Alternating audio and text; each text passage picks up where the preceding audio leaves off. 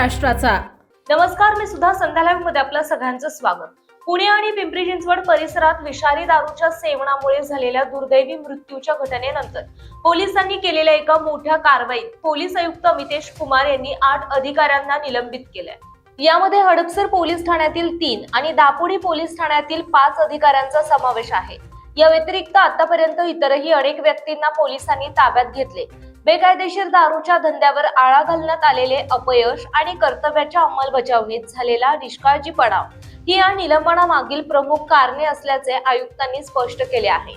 हडपसर येथून निलंबित करण्यात आलेले अधिकारी संजय मोगले, वरिष्ठ पोलीस निरीक्षक, हडपसर पोलीस ठाणे; हसीना शिकलगारे, सहाय्यक पोलीस निरीक्षक प्रभारी, हडपसर पोलीस चौकी; हसन मुलानी, पोलीस उपनिरीक्षक गुन्हे शोध पथक; पिंपरी चिंचवड दापोडी येथून निलंबित करण्यात आलेले अधिकारी विजय वाघमारे, पोलीस निरीक्षक, पीआय दापोडी पोलीस ठाणे; राजू भास्कर, फौजदार अधिकारी; जयदीप सोनवणे अधिकारी; नवनाथ पोटे अधिकारी; सागर जाधव अधिकारी; विशाल काळे अधिकारी।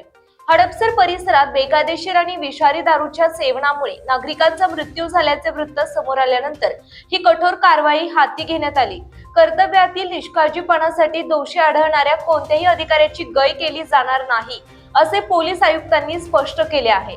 या प्रकरणाचा पुढील तपास सध्या सुरू आहे। लवकरात लवकर कारवाई करावी, झालेल्या नुकसानीबद्दल थोडीफार भरपाई द्यावी त्यांनी, एवढीच अपेक्षा करतोय आम्ही सरकारकडून। ते कधीपासून दारू पित होते? आता तुम्ही सांगताय 4-5 वेळा झाले, म्हणजे ते त्यांच्या वयामध्ये आल्यापासून, ते तरुण असल्यापासून पेत होते, पण पहिलं म्हणजे एवढं पेत नव्हते, पण आता ह्या 10-12 वर्षामध्ये त्यांनी खूपच पिली आहे। आणि ह्या 10-12 म्हणजे 5-6 वर्षापासूनच त्यांना जास्त त्रास व्हायला लागला या गोष्टीचा। जसं ताज्या आणि महत्त्वपूर्ण बातम्या पाहण्यासाठी आजच आमच्या संध्या लाईव्ह न्यूज चॅनलला YouTube वर सबस्क्राईब करा आणि बेल आयकॉन प्रेस करा।